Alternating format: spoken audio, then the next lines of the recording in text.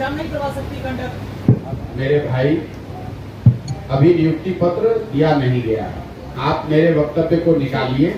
मैंने ये कहा कि अगर नीतीश कुमार और महागठबंधन की सरकार साल भर में 10 लाख लोगों को सरकारी नौकरी दे दे तो मैं उनके समर्थन में इस पूरे अभियान को वापस ले लूंगा और इतना ही नहीं, उनका झंडा लेकर घूमूंगा। साल भर उस बात को हो गए। आप मुझे ये बता दीजिए पत्रकार होने के नाते कि बिहार में 10 लाख के मुकाबले कितने लोगों को नौकरी मिल गई। विज्ञप्ति जारी होना, नौकरी के लिए परीक्षा होना, नौकरी मिलना नहीं है। हम आपको हजारों ऐसे लड़कों से मिला सकते हैं, बच्चों से, जो पिछले 4 साल 5 साल से एडमिट कार्ड लेकर परीक्षा देकर घूम रहे हैं, या तो प्रश्न पत्र लीक हो गया या कोई कोर्ट में चला गया, उनको नियुक्ति नहीं हुई। तो जब नियुक्ति हो जाए तब बात कीजिएगा। दूसरी एक और बात समझ लीजिए, जो ये बीपीएससी ने अभी नियुक्ति की बात आप कर रहे हैं, मेरा आपको आग्रह होगा कि उसके बाद जब नियुक्ति पत्र जारी हो जाए तो हमसे मिल लीजिएगा, तो आपको ये बताएंगे कि उसमें बिहार के कितने बच्चों को नौकरी मिली है, क्योंकि ये पूरे देश के लिए ओपन व्यवस्था थी। तो इसमें बिहार के कितने बच्चों को नौकरी मिली उसको पहले आने दीजिए। इतना मत आतुर होइए कि नौकरी मिल गई और भाई 10 लाख का है तो उसके बदले 2 लाख का ऑफर है कि नियुक्ति पत्र देंगे। अभी दिया नहीं है ना, आज आने दीजिए, उसके बाद देखिएगा कि बिहार के कितने बच्चों को उसमें जॉब मिल गया। सर, भूमि सुधार के संबंध में बताया जाए, लैंड रिफॉर्म माने एक आपने उन कमियों को सुधार कैसे किया जाएगा, उनमें सुधार कैसे लाए जाएंगे, और ये सुधार क्या प्रशांत कुमार ही ला पाएंगे या फिर कोई भी? बिल्कुल आपने सही सवाल पूछा। ये जो पूरा अभियान है वो इसी बात को समझकर आगे इसके सुधार के लिए है कि हमारी अपनी समझ ये है कि बिहार में इन सारी समस्याओं के जड़ में समस्या ये है कि लोग अपनी परेशानियों और समस्याओं के बावजूद अपने लिए, अपने बच्चों के लिए वोट नहीं करते हैं। वोट बिहार में जाति पर करेंगे, धर्म पर करेंगे, 5 किलो अनाज के लिए करेंगे, अयोध्या में राम मंदिर बने इसके लिए करेंगे, पुलवामा के लिए करेंगे, या लालू जी के डर से भाजपा को और भाजपा के डर से लालू जी को करेंगे। यहाँ पर लोग बच्चों के पढ़ाई के लिए, रोजगार के लिए, सड़क के लिए, फैक्ट्री के लिए वोट करते ही नहीं। अगर आप इस अभियान को नजदीक से देखिएगा तो हर गांव में 4000 से ज्यादा गांव में मैं ये सवाल पूछता हूँ लोगों से, उनके बच्चों के सर पर हाथ रखवा कर हाथ उठवाता हूँ कि बताइए कि आपने जीवन में कभी पढ़ाई और रोजगार के लिए वोट किया है कि नहीं। और आज तक बिहार में हमको कोई आदमी अभी तक नहीं मिला, पत्रकार हो कि प्रबुद्ध हो कि शिक्षक हो कि अनपढ़ है कि मजदूर है, जिसने ये कहा हो कि हमने भैया पढ़ाई के लिए वोट किया है। तो इस अभियान का लक्ष्य ये है, 3 जो लक्ष्य है। पहला कि यहाँ पर की जो ग्रास रूट की समस्याएं हैं उसको गंभीरता से जमीन पर उतरकर समझा जाए, और हर पंचायत के लिए, इसको आप याद रखिए, मैं पदयात्रा सिर्फ रोड के लिए नहीं घूम रहा हूँ। अगर 1 महीने में सीतामढ़ी में हूँ तो यहाँ के हर पंचायत के अगले 10 साल के विकास का योजना बना रहे हैं, ताकि जब ये पदयात्रा पूरी हो तो बिहार के 8500 पंचायतों के आगे 10 साल का ब्लूप्रिंट बनाकर जारी किया जाए। दूसरा, अगर योजना होने से तो बात सुधार होगा नहीं, लोगों को, सही लोगों को चुनकर आना है। तो सबसे पहले उसके लिए जरूरी है कि समाज को इस बात के लिए तैयार किया जाए कि आपने दलों को, जात को, धर्म को, नेताओं को बहुत वोट दे दिया, एक बार अपने और अपने बच्चों के भविष्य के लिए वोट दीजिए। तीसरा ये प्रयास है कि अगर आपके पास योजना हो, समाज में समझ भी हो, तो भी विकल्प तो होना ही चाहिए। तो हर प्रखंड पंचायत से ऐसे लोगों को ढूंढकर निकाला जाए जो इस परिकल्पना से जुड़कर बिहार में एक नया विकल्प, नई व्यवस्था बनाना चाहते हैं। और इसीलिए आप देख रहे हैं कि जब पदयात्रा पूरी होती है तो हर जिले में, आपके सीतामढ़ी जिले में भी करीब 60,000 लोग इससे जुड़ेंगे। उन 60,000 लोगों की मदद से यहाँ पर जिले में, प्रखंड में, पंचायत में, गांव स्तर पर पूरा संगठन बनाकर ही मैं बाहर निकलूंगा। और वो उन पर है कि अब यहाँ पर नया विकल्प कैसे बनाएं। आपका जो सवाल था, प्रशांत किशोर इसको बिल्कुल नहीं सुधार सकते हैं। 1 प्रशांत किशोर आए कि 20 प्रशांत किशोर आए, इसको अगर सुधारना है तो तभी सुधरेगा जब बिहार की जनता अपने आदतों में, अपने वोटिंग में सुधार करे, तभी सुधार होगा। हमारी भूमिका एक सूत्रधार की है, टीचर की है, कुम्हार की है, जो गांव-गांव जाएं और लोगों को ये समझाएं, बताएं कि कैसे वो अपने और अपने बच्चों का जीवन बिहार में सुधार सकते हैं। सर, लैंड रिफॉर्म और एक्विजिशन पर आपने कहा है, भूमि सुधार और अधिग्रहण की समस्या पर आपने बताया है, इस पर कुछ बताएगा सर? भूमि सुधार की समस्या बिहार देश के कुछ गिने चुने ऐसे राज्यों में है जहां 75 साल में, पिछले 75 साल में ना भूमि की मापक की व्यवस्था की गई, न भूमि के डिस्प्यूट को, ओनरशिप को क्लियर किया गया। नतीजा ये है कि करीब करीब 50% जमीन डिस्प्यूटेड लैंड है। यहाँ हम लोग कहते हैं बिहार में जमीन नहीं है, जनसंख्या बहुत ज्यादा है, वो तो एक पहलू है। दूसरा पहलू ये है कि जमीन का मालिकाना हक क्लियर नहीं होने की वजह से आप देख रहे हैं, कभी सरकार ने जो डिजिटाइजेशन शुरू किया तो आपकी जमीन दूसरे के नाम पर, दूसरे की जमीन आपके नाम पर हो गई। पिछले 25-30 सालों से जमीन का मालिकाना, आपके दादाजी थे, आपके पुरखे थे, उनकी मृत्यु हो गई और उन्हीं के नाम पर अभी तक रसीद कट रहा है, उसका कोई बंटवारा नहीं हुआ, मालिकाना हक नहीं है। तो आपके पास जमीन है लेकिन आप उस जमीन को गिरवी रख के लोन लेकर व्यापार नहीं कर सकते। आपको कल जरूरत पड़ जाए तो आप उस जमीन को बेचकर अपने परिवार के लिए कुछ कर नहीं सकते। इसलिए लैंड की जो प्रोडक्टिविटी है वो बहुत कम है। जो जमीन है उसका मालिकाना हक ही नहीं मालूम है तो पता उस लैंड का उपयोग क्या होगा। जिसके हाथ में है वो अपना धान चावल गेहूं किसी तरह कर रहा है, चला रहा है। तो जब तक यहाँ पहले सिरे से जो काम अंग्रेजों ने किया उस काम को यहाँ दोबारा जमीन को सिरे से फिर से नापा जाए, उसके ओनरशिप को एस्टेब्लिश किया जाए और लोगों को एक पारदर्शी व्यवस्था दिया जाए ताकि ये पता चल सके कि किस जमीन का मालिक कौन है, ताकि हर व्यक्ति अपनी स्वेच्छा के अनुसार अपने जमीन का सबसे बेहतर उपयोग कर सके। चाहे वो जमीन का को गिरवी रख के उस पर लोन कर्जा लेके व्यापार करे या उस पर उन्नत कृषि करे या उस पर मार्केट बनाए या जो भी काम वो करना चाहे। अभी यहाँ पर जितनी जमीन है उसका एक बड़ा हिस्सा ऐसा है कि उसके मालिक जो भी हैं पेपर पर वो क्लियर नहीं है, जिसके वजह से जमीन की प्रोडक्टिविटी बहुत कम है। 2023 में आप अपना उम्मीदवार उतारेंगे क्या? जी 2023 में आप अपना उम्मीदवार उतारेंगे? 23 में तो कौन सा चुनाव? आने वाले सर लोकसभा और विधानसभा चुनाव में जन सुराग की क्या रहेगी भागीदारी? भाई जन सुराज तो कोई दल है नहीं। जो बात मैंने पदयात्रा के शुरुआत में कही है, ये दल नहीं है, प्रशांत किशोर इसके नेता नहीं है।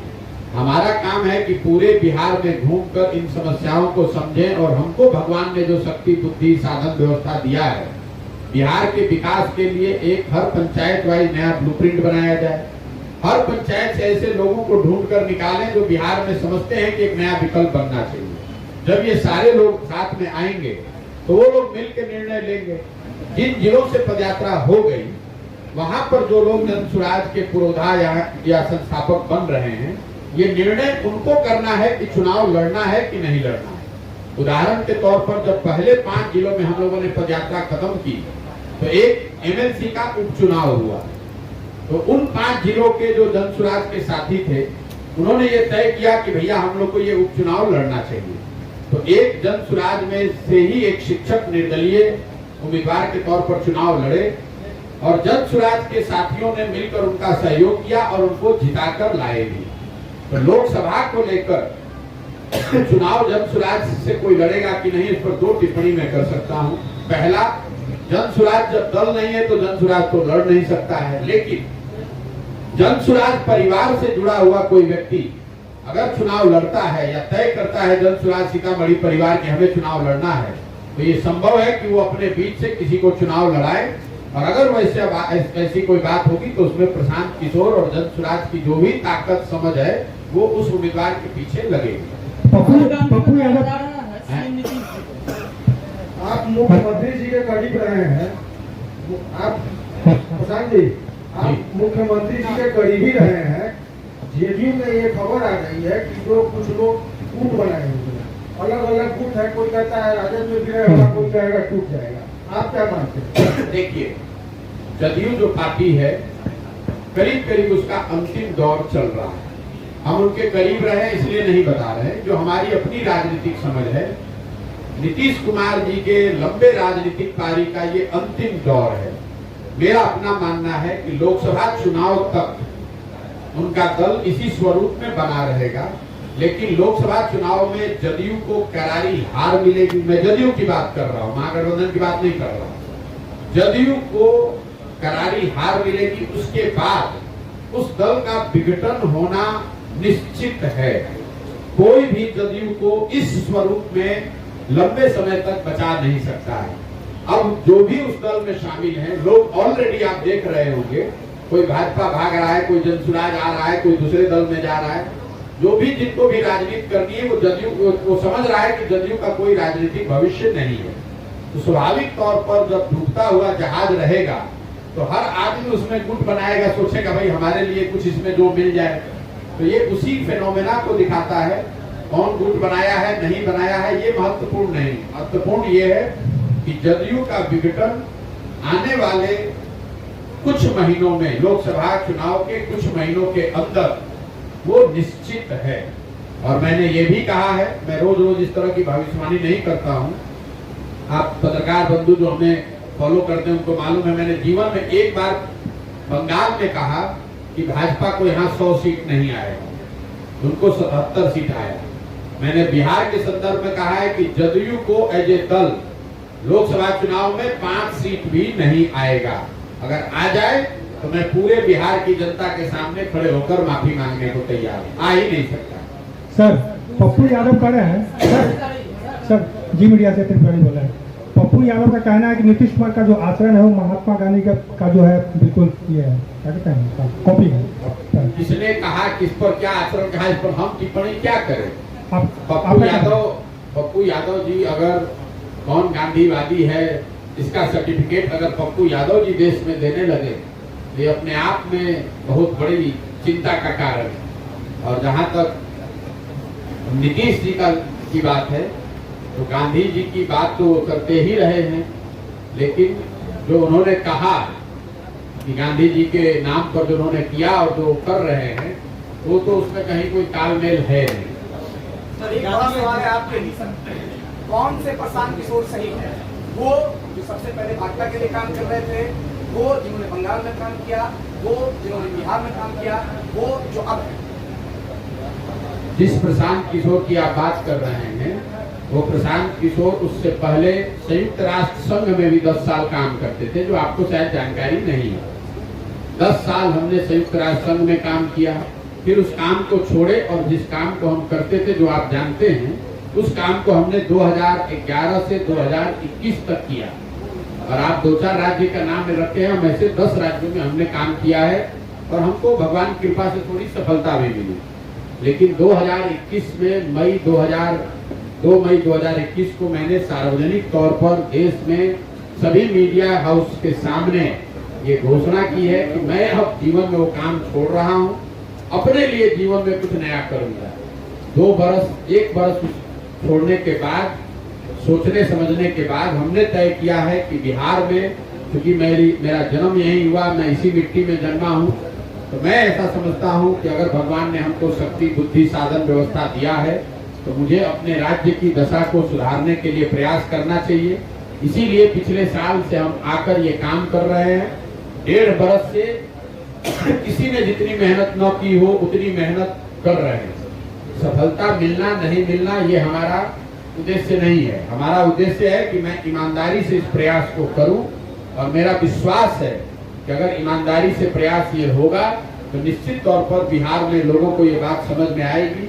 कौन नहीं चाहता है कि उसका विकास हो? कौन नहीं चाहेगा कि उसका बच्चा अच्छा पढ़े? कौन नहीं चाहेगा कि उसके बच्चों को मजदूरी करने के लिए बाहर नहीं जाना पड़े? जरूरत इस बात की है कि समाज में ईमानदारी से प्रयास किया जाए, लोगों को जगाया जाए, समझाया जाए। और मेरा विश्वास है कि जन स्वराज के बैनर के तहत ये काम किया जा सकता है। सीतामढ़ी कैसा लगा? सीतामढ़ी कैसा लगा सर? देखिए, कैसा लगा ये कहना तो बड़ा मुश्किल है। एक तो व्यक्तिगत बात है कि आप सीतामढ़ी आए, आपको अच्छा लगा, खराब लगा, लेकिन विकास के नजरिए से, लोगों के नजरिए से मैंने आपको पहले बताया कि सीतामढ़ी अभी तक के जितने जिलों में मैं घूम कर आया हूँ उसमें शायद सबसे गरीब और पिछड़े जिलों में इसको मैं रखूंगा। लोगों की जो परेशानी, बदहाली है वो किसी दूसरे जिलों के मुकाबले कहीं ज्यादा ही है, कम नहीं है।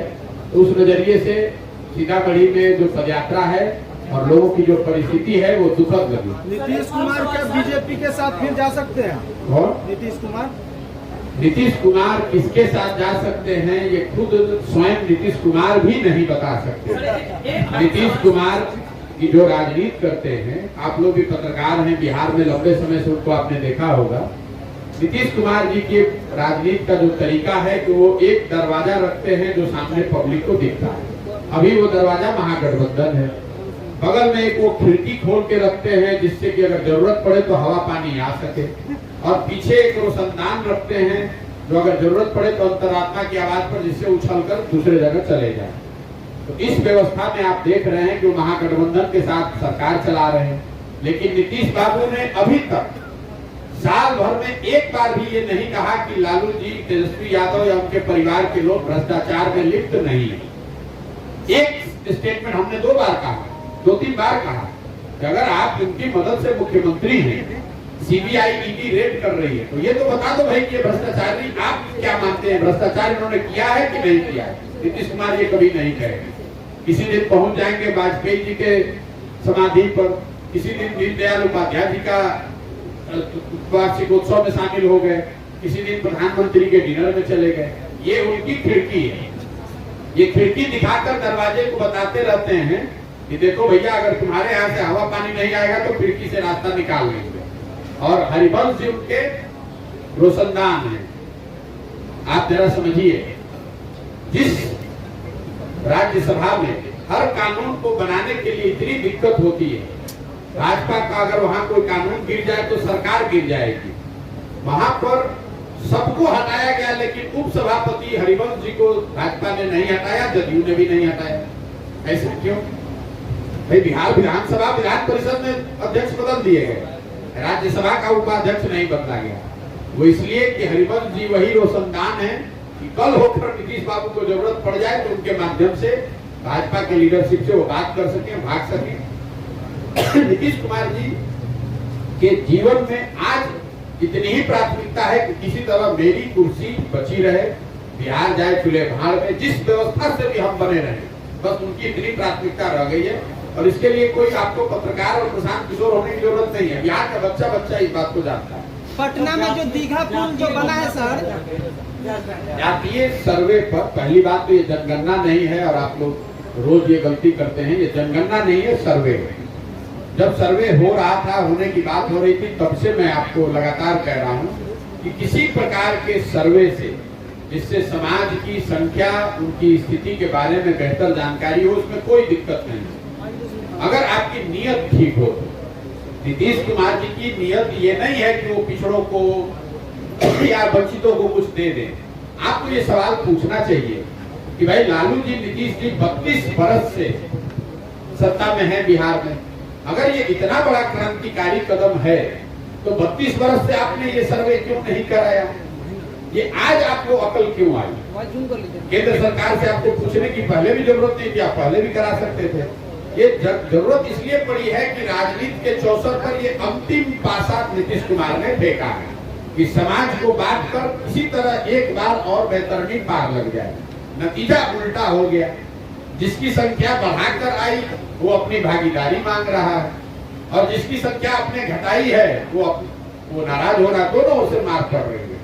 आप जरा बताइए, आप कह रहे हैं कि जिसकी संख्या जितनी है उतनी उसकी भागीदारी होनी चाहिए, तो भागीदारी मारकर बैठा कौन है? पूरे बिहार सरकार का बजट है 2,46,000 करोड़, और 60% उस बजट का 2 ही आदमी के हाथ में है, नीतीश कुमार और तेजस्वी यादव। तो अगर किसी की भागीदारी मारी गई है तो यही दोनों लोग भागीदारी मारे हैं। जरा नीतीश कुमार और लालू जी की पार्टी ये बता दे कि कितने अभी पिछड़ों को उन्होंने टिकट दिया है, कितने मुसलमान भाइयों को उन्होंने, दलितों को टिकट दिया है, कितने उनके विधायक अति पिछड़ा और दलित और मुसलमान समाज के हैं, और सबसे बढ़ के उनके मंत्रिमंडल में इन समाज के कितने लोग मंत्री हैं और किन विभाग के वो मंत्री हैं।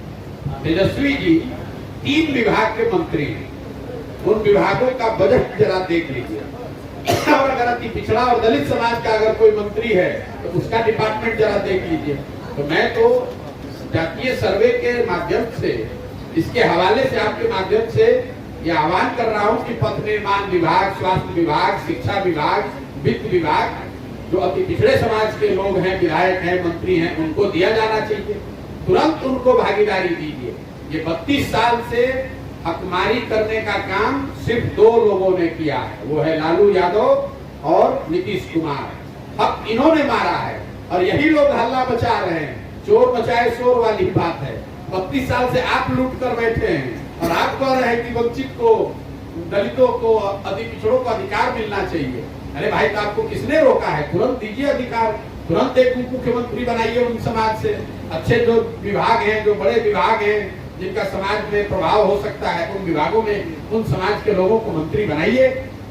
अभी लोकसभा का चुनाव होगा तो उसमें देखिएगा कि कितना अति पिछड़ा और दलित और मुसलमान को टिकट देते हैं ये लोग। सर, आपने तमाम समस्याओं का जिक्र किया है, लेकिन बिहार के प्रतिभाओं को सम्मान नहीं मिल पाता है। चूंकि पंकज त्रिपाठी जी को मिला है राष्ट्रपति पुरस्कार का जिक्र है, लेकिन बिहार सरकार अभी तक इस प्रकार के किसी प्रतिभा को सम्मान नहीं दे रहे हैं, ना ही उसके उत्थान की बात। क्यों मिलेगा आपको सम्मान?